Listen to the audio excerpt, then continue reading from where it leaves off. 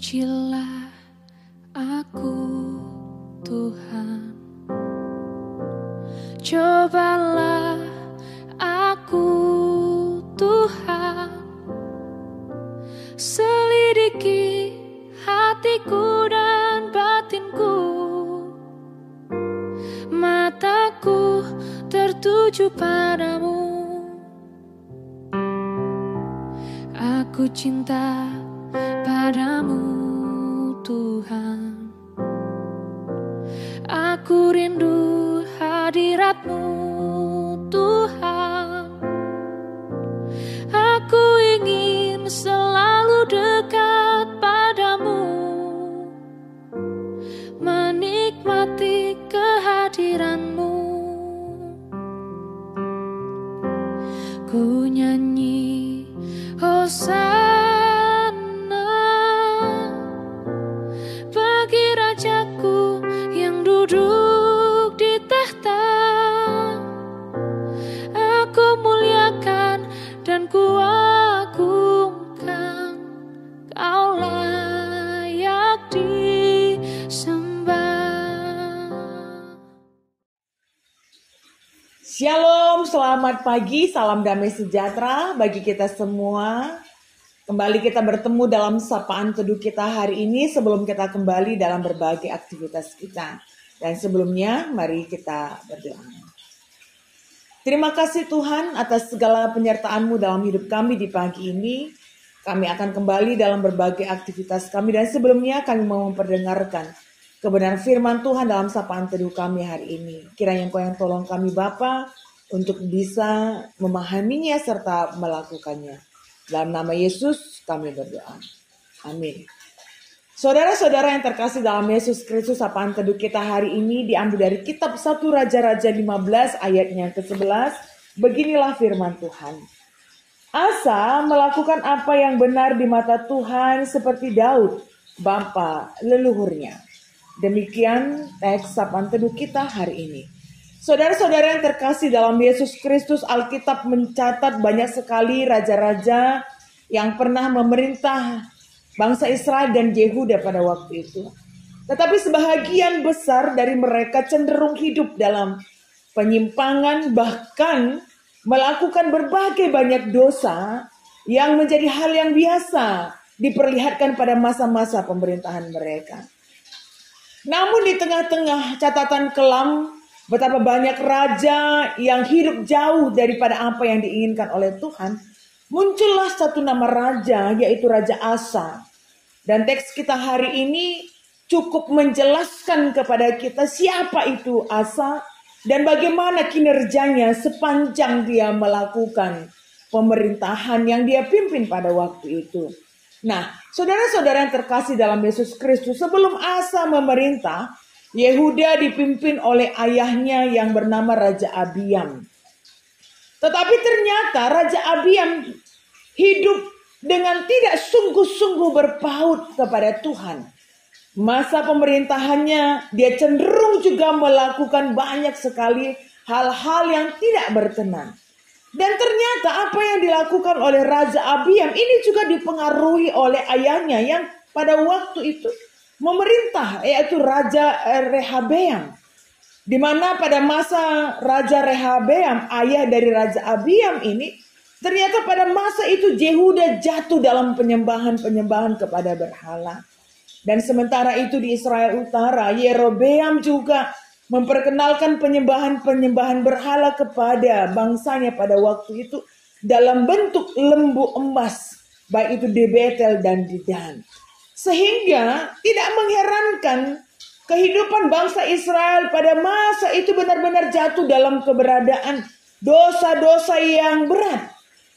Yang semakin menjauhkan umat Allah itu dari ibadah yang sejati yang berkenan bagi Allah pada masanya. Nah, raja-raja sesudahnya pun mengikuti hal yang sama juga. Sehingga warisan itu semakin menarik bangsa Israel jauh daripada Tuhan. Tapi hal yang berbeda terjadi pada Raja Asa di masa-masa pemerintahannya. Pada masa-masa pemerintahannya, Teks kita hari ini menekankan 3 poin penting. Yang pertama sekali adalah ternyata hidup berkenan di hadapan Tuhan itu bukanlah sebuah hasil yang didapatkan dengan kebetulan. Tetapi ternyata hidup berkenan daripada Tuhan itu sebagai seorang pemimpin dibentuk dari sebuah keputusan dalam kesadaran. Dan kita melihat sekalipun ayahnya Raja Abiam dan juga raja-raja sebelumnya itu memutuskan untuk hidup jauh daripada apa yang diinginkan oleh Tuhan. Tapi Raja Asa dalam kesadarannya memilih untuk hidup dengan cara yang benar di hadapan Allah.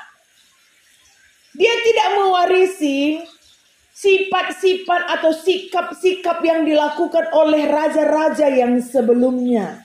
Sekalipun dia berada pada kondisi politik dan rohani yang pada waktu itu benar-benar sangat tidak baik. Tapi justru Raja Asa memutuskan dalam kesadaran untuk hidup berkenan daripada Tuhan. Nah, penekanan pada poin yang pertama ini mengingatkan kepada kita bahwa tidaklah serta-merta jikalau pendahulu kita begitu baru kita juga melakukan hal yang sama. Tetapi sekalipun kita berada pada kondisi yang sama, tapi kita bisa menentukan satu sikap yang berbeda. Dan itu berkaitan dengan pilihan dalam sebuah keputusan yang dibuat dalam sebuah kesadaran. Dan Asa membuktikan bahwa dia bisa memerintah dengan cara yang berbeda sebagaimana raja-raja sebelumnya. Karena dia memang memilih untuk memutuskan dia harus menjadi raja yang memerintah dengan cara yang benar. Nah, hal yang kedua yang ditekankan dalam teks kita hari ini adalah ternyata hidup benar itu merupakan warisan yang terbaik yang bisa kita tinggalkan kepada keturunan kita atau kepada penerus-penerus kita. Asa teringat akan satu sosok, yaitu Raja Daud yang merupakan leluhurnya, nenek moyangnya. Dan dia melihat bagaimana banyak keteladanan yang diperlihatkan oleh Daud sebagai sosok yang benar-benar setia kepada Tuhan pada masanya. Nama Daud menjadi sebuah tolak ukur bagi raja-raja setelahnya. Dan ini mengingatkan kita bahwa apa yang kita lakukan hari ini, sikap iman yang kita hidupi saat ini bisa menjadi keteladanan dan kekuatan yang kita wariskan juga kepada generasi setelah kita. Jadi, jikalau kita hari ini memilih untuk hidup dengan cara yang benar, maka itu akan menjadi warisan dan pengajaran yang kita tinggalkan kepada generasi kita. Oleh sebab itu, saudara-saudara yang terkasih dalam Yesus Kristus, pilihan untuk hidup benar itu semua berada dalam keputusan masing-masing. Tetapi yang harus kita ingat juga bahwa keputusan yang baik itu tidak hanya akan membuat kita mampu berperilaku dengan cara yang baik, tetapi keputusan untuk hidup baik dan benar itu juga menjadi warisan yang akan kita tinggalkan kepada generasi-generasi kita. Oleh sebab itu ini berkaitan dengan penekanan yang ketiga, bahwa ternyata hidup benar itu menjadi panggilan setiap orang yang percaya, dan itu harus menjadi panggilan dalam hidup kita. Di tengah-tengah dunia saat ini begitu banyak godaan, tantangan yang bisa saja membuat kita semakin jauh daripada Tuhan. Membuat kita semakin banyak berkompromi tentang sikap-sikap yang tidak baik. Berkompromi tentang ketidakjujuran. Berkompromi tentang kebohongan. Tentang mencari kepentingan diri sendiri. Dunia ini begitu banyak membuat kita bisa berkompromi terhadap hal-hal yang tidak benar. Tetapi firman Tuhan hari ini mengingatkan kita bagaimana tokoh Raja Asa menjadi contoh dan teladan bagi kita. Sekalipun dia berada pada kondisi warisan sebuah keberadaan yang tidak benar, tapi dia berani memutuskan untuk memerintah dengan cara yang benar. Dan akhirnya dia mewariskan kehidupan yang benar itu sehingga membawa perubahan yang lebih baik. Dan tentu ini menjadi panggilan kita semuanya hari ini. Oleh sebab itu marilah ketika kita memulai berbagai aktivitas kita hari ini, putuskanlah dan pilihlah bahwa hari ini harus mampu kita jalani dengan cara hidup yang benar. Dan apa yang kita lakukan hari ini akan menjadi warisan yang kita tinggalkan kepada generasi kita. Ini menjadi panggilan kita yang harus menjadi hal yang terus-menerus kita lakukan di sepanjang kehidupan kita. Terima kasih buat kebenaran firman Tuhan yang hari ini kita bisa sama-sama mendengarkan. Dan biarlah Tuhan yang memampukan kita juga untuk melakukannya. Kita berdoa. Terima kasih ya Bapa buat kebenaran firman Tuhan yang hari ini kami dengar bersama-sama. Engkau yang tolong kami untuk bisa memahaminya dengan benar serta melakukannya. Karena kami mau bagaimana kehidupan kami benar-benar mampu memperhatikan kualitas hidup orang-orang yang dipilih untuk menjadi pemimpin yang akan membawa perubahan dalam kehidupan diri kami masing-masing dan perubahan di sekitar kami. Hidup benar atau tidak itu tergantung dari setiap keputusan yang kami lakukan, yang kami ambil setiap hari ya Bapak.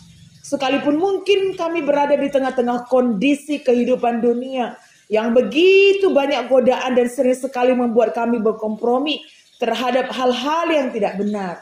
Tapi hari ini melalui firman Tuhan kami belajar bahwa lingkungan adalah bahagian yang tidak seharusnya menentukan apa yang harus kami lakukan. Tapi apa yang harus kami lakukan berkaitan dengan apa yang mau kami putuskan untuk kami lakukan. Tolong kami Bapa untuk selalu bisa memutuskan hal yang terbaik dan berkenan bagi pada Tuhan. Dan tidak hanya soal bagaimana kami melakukan kehidupan kami dengan cara yang baik. Tapi apa yang kami lakukan hari ini kelak pun akan menjadi warisan bagi generasi kami seterusnya. Dan ini harus menjadi panggilan sehingga perubahan semakin akan terlihat dalam kehidupan kami masing-masing. Kami juga berdoa ya Bapak buat seluruh jemaat-jemaat Tuhan GBK Perunggun Cibubur. Bersama dengan Perminggun Jonggol MPH. Tuhan Engkau yang berkati seluruh keberadaan jemaat-jemaat Tuhan. Engkau yang berikan kesehatan, berkati pekerjaan mereka, keluarga-keluarga setiap jemaat-jemaat Tuhan. Engkau yang berikan mereka senantiasa hikmat, sehingga mereka pun selalu merasakan lawatan Tuhan, selalu menyertai kehidupan mereka dengan banyak kebaikan yang Tuhan nyatakan. Engkau yang sertai mereka seluruhnya ya Bapa, sehingga tetap sehati sepikir dalam mengambil bahagian di tengah-tengah pelayanan di gereja Tuhan. Menjadi contoh dan teladan dalam kehidupan keseharian. Dan sekalipun mungkin pada saat ini ada beberapa jemaat-jemaat Tuhan yang dalam keadaan yang sakit, Engkau juga yang berkati seluruh makanan dan obat-obatan yang mereka pakaikan setiap hari. Kami sungguh rindu bersama dengan pendeta, pertua diaken, dan bersama dengan pengurus PJJ dan kategorial. Kebenaran firman Tuhan semakin dinyatakan di tempat ini dan tidak hanya buat jemaat GBK Perunggun Cibubur dan Perminggun Jonggol MPH. Tapi dari apa yang dilakukan oleh anak-anak Tuhan di tempat ini akan semakin menebarkan kebaikan-kebaikan Tuhan yang dinyatakan dalam seluruh sikap hidup dan perbuatan-perbuatan baik jemaat-jemaat Tuhan.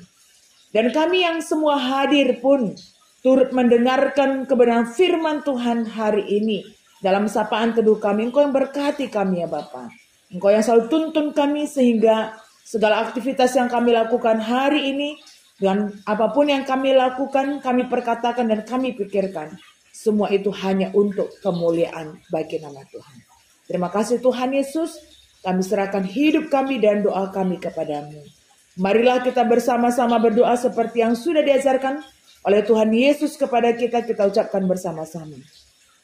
Bapa kami yang di sorga, dikuduskanlah namamu, datanglah kerajaanmu, jadilah kehendakmu di bumi seperti di sorga.